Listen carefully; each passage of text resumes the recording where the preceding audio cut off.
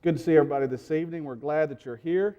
Looking across the auditorium this evening, it's obviously that it's painted the color of red, and there's a reason for that. We're going to say a little bit more about that at the end of the service, some instructions about that. But Emily Wilson, Randy and Emily have asked us to wear red tonight. We're going to take a picture. As many people that want to get into this photo as possible. This is for little Hannah Grace, and of course those others who have had heart problems is for the Mended Little Hearts website. So you'll get your picture on the internet. It's probably already there, but you can get it on there again. And that'll be a good thing for us to participate in. Emily says, for all you Auburn fans, just consider this your sacrificial act for the day. So if you didn't want to wear red, but you chose to do that, it's really not Alabama red, if that's of any comfort to you. Randy would say it's not Mississippi State maroon either. It's not Alabama crimson. I really think I know the person behind this. It's Rick Glass. It's Ohio State red. Doug Scruggs says amen. But we're glad that we can do that. We look forward to participating in that. And I think Tim has a few more detailed announcements about that a little bit later. Mentioned this morning to you that we were going to concentrate today with a theme about the Olympics. As I understand it, we're about the halfway point of these Olympic Games in 2014 in Sochi, Russia, and we're enjoying that. Many of you who like to watch probably are watching on a nightly basis. Perhaps you're sneaking a peek during the day to see what's happening, because all that's happening several hours before us, but then we're watching the tape delay at the end each evening. It's very interesting to watch. I sat around last night like a lot of preachers do on Saturday night, and I studied my lessons, and I watched a little TV, and I just had the Olympics on, and found something last night that occurred, something that happened, something that was said last night that I'll tell you about a little bit later in the lesson that really illustrates one of the points that I want to make this evening. But I'm excited that we can look at this lesson together. Tonight our lesson is just called the Christian Olympics. We're going to draw some parallels from the Christian race, the race, the life that we're living, and we're going to see how we can do that and do that in a way that is appropriate and beneficial, and that hopefully in the very end will end up the way God wants it to end up for us and for everybody, and that is for us to be given an eternal reward. I want to give you a little background, though, some things you might not know about the Olympics and as it moves into the first century. Most people know that the Olympic Games started in ancient Greece years and years and years ago, as a matter of fact. The original Greek Games were staged every fourth year, and this took place for several hundred years until they actually were abolished during the early Christian period. And I'll tell you why that was probably the case here in just a moment. The revival of the Olympic Games took place in the year 1896. And since then, they've been staged every fourth year until 1992, except during several moments during some world wars, World War I and World War II, in the year 1916, 1940, and 1944. Some of you probably remember a while back that the Olympics only happened every 4 years. And there would be the Summer Olympics and the Winter Olympics the very same year, and they would happen every 4 years. But in 1992, a decision was made that they would start alternating the Olympics from the Winter to the Summer Olympics every 2 years. So each division, the Winter Olympics, the Summer Olympics, they still have that 4-year interval, but now they're offset every 2 years. So in 1992, they had the Summer Olympics, they had the Winter Olympics, and then in 1994, they had the Winter Olympics again, just 2 years later. And then, of course, the Summer Olympics happened in 1996. You remember where that took place? Atlanta, exactly. Good job. And now every 2 years they occur. Summer, every 2 years, winter, the next 2 years. And we're in the cycle now with the Winter Olympics. There's a difference, though, in what was probably the purpose of the ancient games and the games today. The basic difference between the ancient and the modern Olympics is that the former Olympic activities were done in honor of the Greek gods. You know that the Greek gods were honored.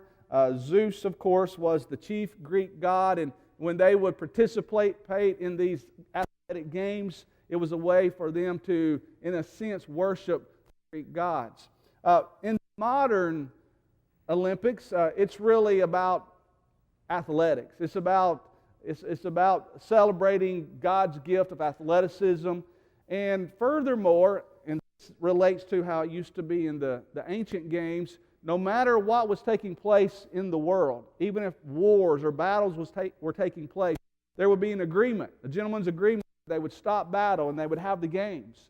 And even today, the games bring countries from all over the world together, and countries try to put their diplomatic issues aside, and they try to concentrate on friendly competition. I mentioned a moment ago that the ancient games honored the Greek gods, and then that there was the discontinuation of those games in the early Christian era, and you can understand probably why that was the case. Christianity came along, and Christianity honors God, and it wouldn't have been appropriate to participate in those ancient games honoring the Greek gods anymore. It never really was, obviously, and so that was part of the reason for the discontinuation of them until the year 1896, and now we're on the cycle where, again, they're happening on a regular event. The earliest reliable date for the Olympics, according to the research that I came across, was the year 1776 BC. I mentioned this morning that Bible writers were influenced by the games. And even Old Testament history might have witnessed some of these events as well. But we certainly know the New Testament writers were influenced. And historians agree that 1776 BC, or 776 BC, I should say, is that date given the credit for when they began, but more than likely aspects of the games took place even before then. It's certain that during the midsummer of 776 BC, a festival was held in Olympia on the highly civilized eastern coast, the Peloponnesian Peninsula. That festival remained regularly scheduled, taking place during the pre-Christian golden age of Greece. As a testimony to the religious nature of the games, as I said a moment ago, which were held in honor of Zeus, the most important god in the ancient Greek pantheon, all the wars would cease and they would come together and be at peace during this contest. And according to the earliest Olympic records, only one athletic event was held. It was a race. It was a foot race. It, if the stadium allowed, was about 200 yards in length, or 183 meters. And the earliest Olympic winner on record was a cook. Of all people, a cook won the very first race in the Olympics. A few years later, a second race, a longer race, was added. And then in the coming Olympics, even more races were added. I've given you a lot of background here just to remind you of why, when the New Testament was written, that several times we read about races. And I mentioned that this morning, and I'll just mention it again. It influenced several biblical writers. The Apostle Paul, in particular, was one that was influenced by that. The verses were just read just a moment ago refer to how Paul finished the race. And he wrote about that also in 1 Corinthians chapter 9. And I'd like to show you some emphasis here about the difference in the ancient games and how they are used to compare to Christianity and as an example of Christianity, and just to remind us of how this applies to us today. In 1 Corinthians chapter 9, beginning in verse 24, Paul said, "Do you not know that those who run in a race all run, but one receives the prize?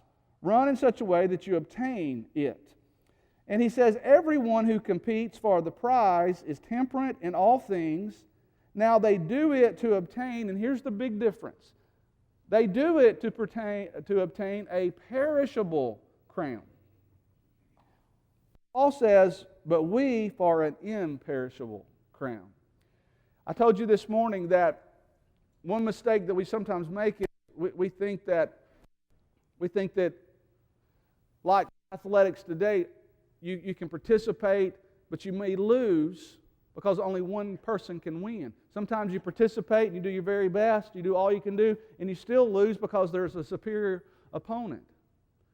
But Paul reminds us the real difference. The real difference is when people in the first century, Paul likely witnessed the Olympic Games. When people in the first century competed in the Olympics, when they competed in these races, only one person could win.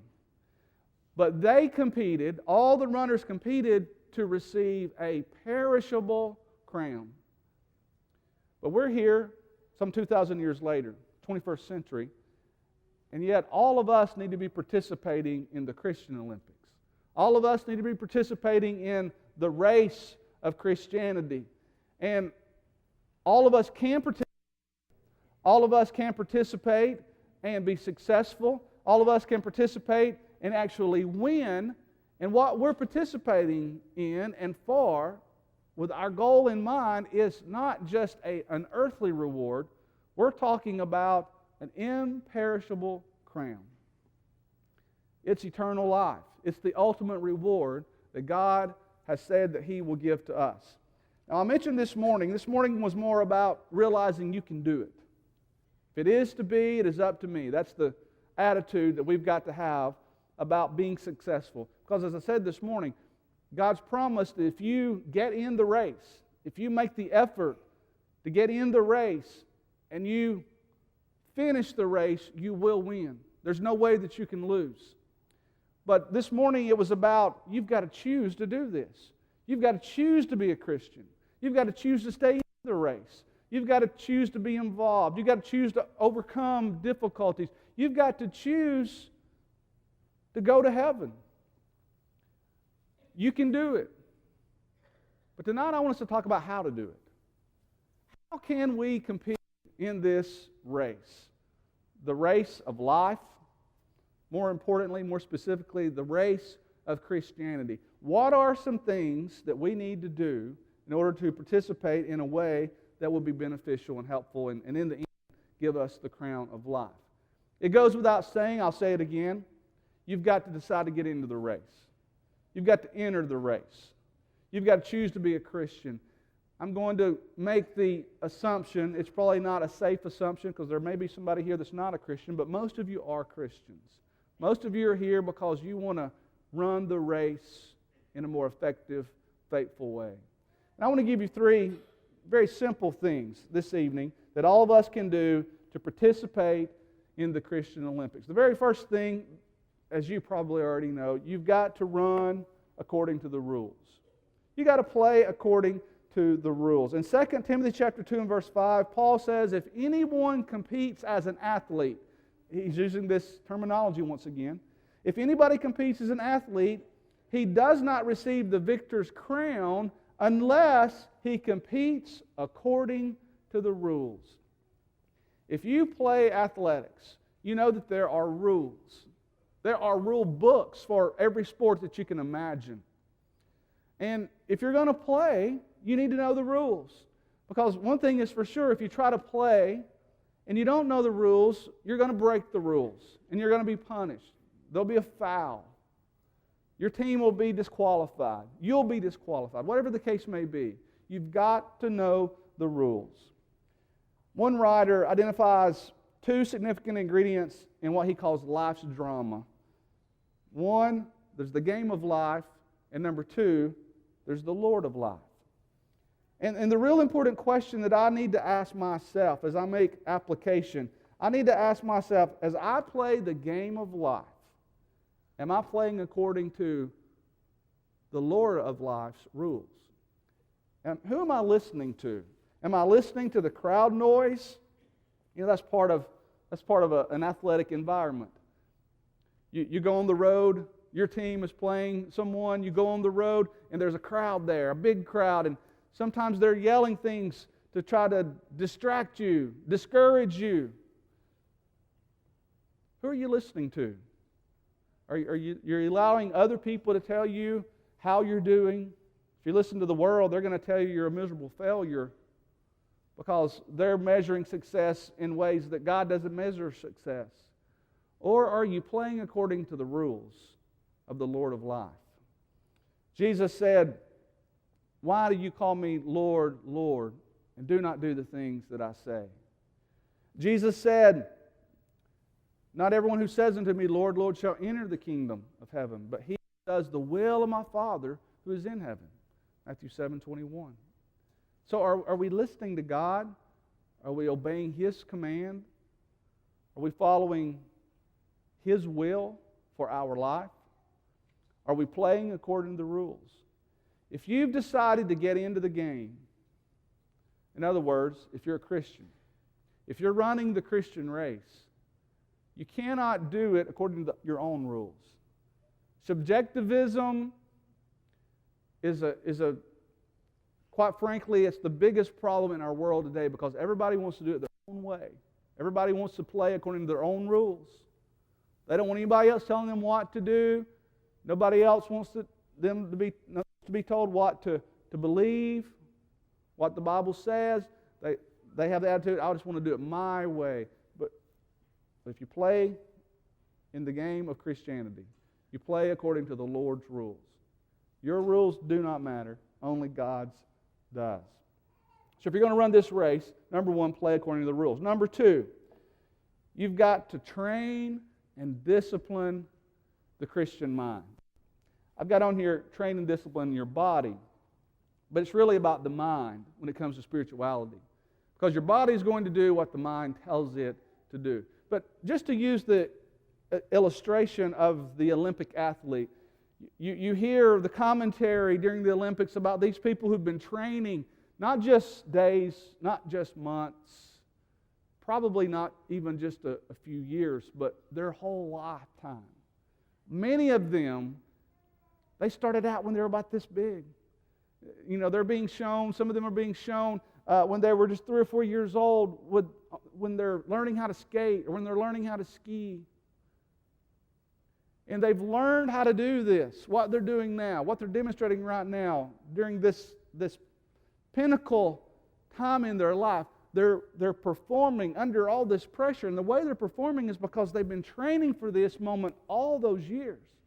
Repetition, repetition, repetition. And now when the spotlight is on, they're able to perform because they've trained. They've disciplined themselves. And any athlete who's going to excel in athletics has to do the very same thing. And this is why this concept is used and compared to Christianity. Paul, as you know, said in 1 Corinthians 9 and verse 27, I buffet my body, or I discipline my body, and I bring it under subjection. He's talking exactly like an athlete would talk who's going to participate in the games.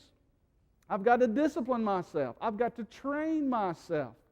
Paul was concerned that if he didn't do that, even though he was a preacher, he might get disqualified himself. There's a strong message there to even preachers.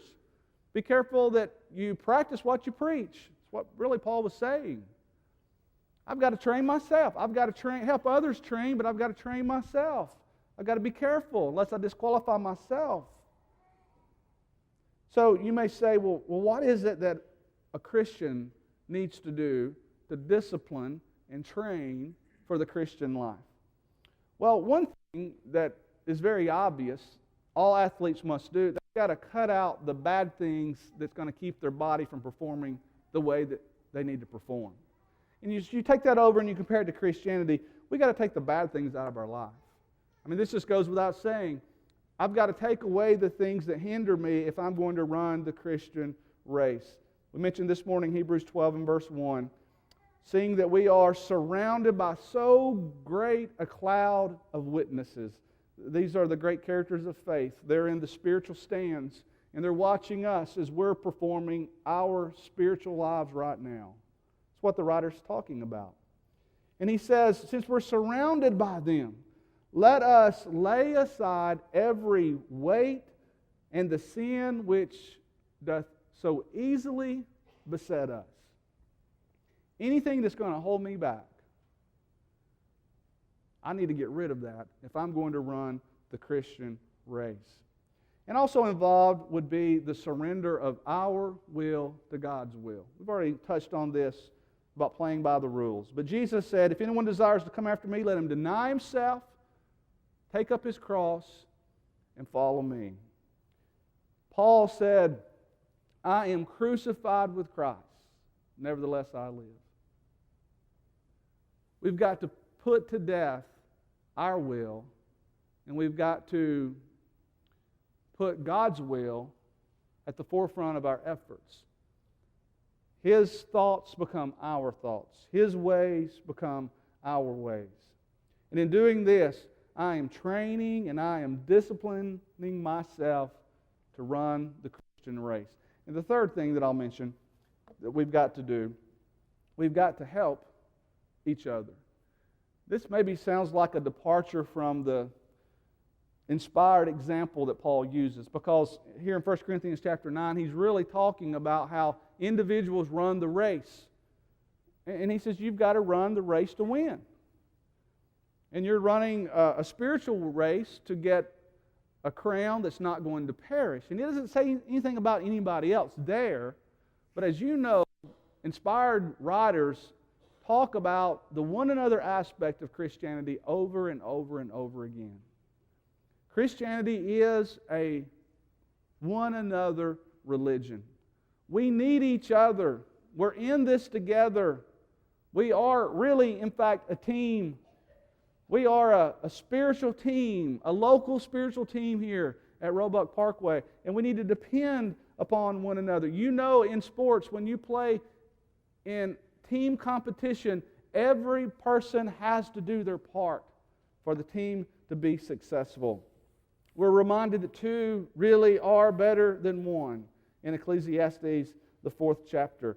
And this is why they've got a good reward for their labor. What that means is two working together can do a lot more than two individuals working. You take the work that this individual does and that this individual does when they're working separately, and it's only the work of two individuals. But when they start working together, the synergy allows much more to get done. Much more than the work of two individuals. It'll be, as they combine their efforts, the work of several individuals. That's the teamwork philosophy. Christianity really is a one another religion. It's not just about you winning the race. It's just not about you finishing the course. It's about helping somebody else who's right there with you finish as well. I heard the story of a person who was training for athletic competition. They were involved in track and field. And they'd prepared for months and months and months to run in this big race. And the individual starts the race, and they're running right along, doing just fine, and all of a sudden, they pull a hamstring. And if you've ever pulled a hamstring, you know that it renders you basically where you cannot run anymore. And so they pull up, and they're holding onto their hamstring, and they're essentially just hopping along on one leg. And suddenly, out of the crowd comes this individual down onto the track. By this point, all the other people have left this injured person in the dust, so to speak. And this person comes out of the stands, and they come up to this athlete who's hopping along on one leg. They put their arm around them. It was this young man's dad. And he said to him, he said, son, you can't do it. You might as well just stop. You're injured. You're hopping along on one leg. And he says to his father, he says, Dad, I know I'm hurt, but would you help me finish the race? And so, arm in arm together, he went across the finish line. That's exactly the kind of teamwork and camaraderie that we need in the church. Because some of you are running the race just fine. And you know, the truth of the matter is there are some people who are injured. They're kind of getting left in the dust. And they need some of us to come back to them and put our arms around them and to say, can I help you? Can I just be there with you? Can I spend some time with you? Can I pray with you? Because Christianity is really a religion that demands that we help each other out. I know it's not the time to talk about the assembly, but you know part of your responsibility to be here in the assembly is not just for yourself. It's to encourage others. And when you're not here, it's a discouragement to others. When I look out and see an empty seat where I know somebody ought to be not here, it's discouraging. It's discouraging to you when you see that. But when we're here to edify each other, it's teamwork, and we're building each other up. And there are so many other examples we could use of that. But if we're going to run this race, though, we've got to be willing to help our teammates. I mentioned this morning, and I want to close with this thought. It's the most glorious thought of them all, and that is, if we're going to run this race, then we've got to be willing to stay in it and finish. Paul said, "I fought a good fight.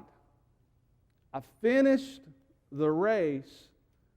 I've kept the faith." Now, that's the order that he mentions those.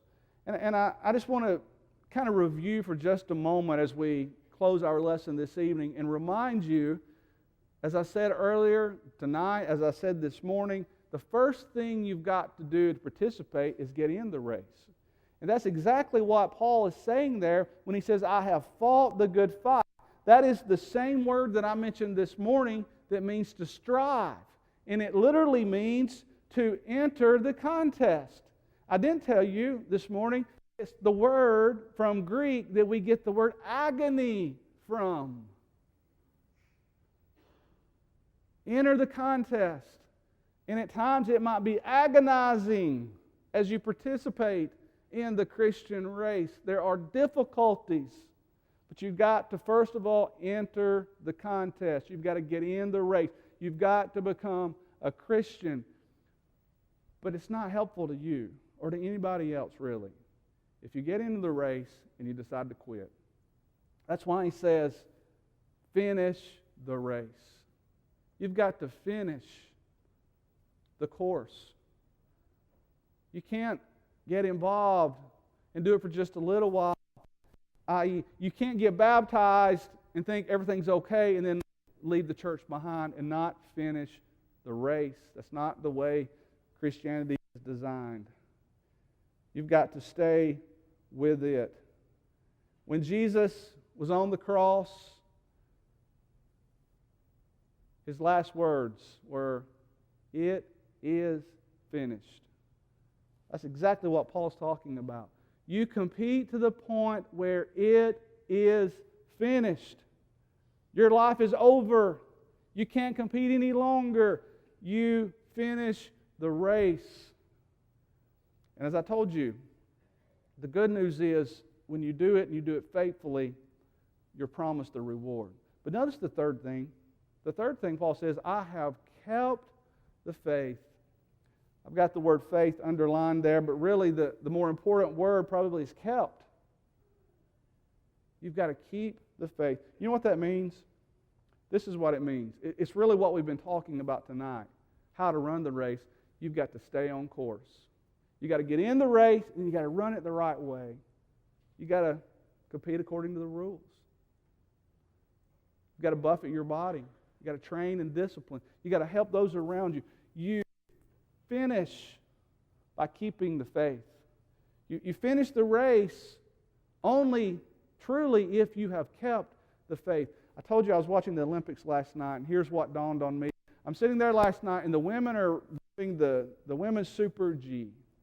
It's this downhill course, and you know the big news over there in Sochi, Russia, is that it's been warm, been really warm.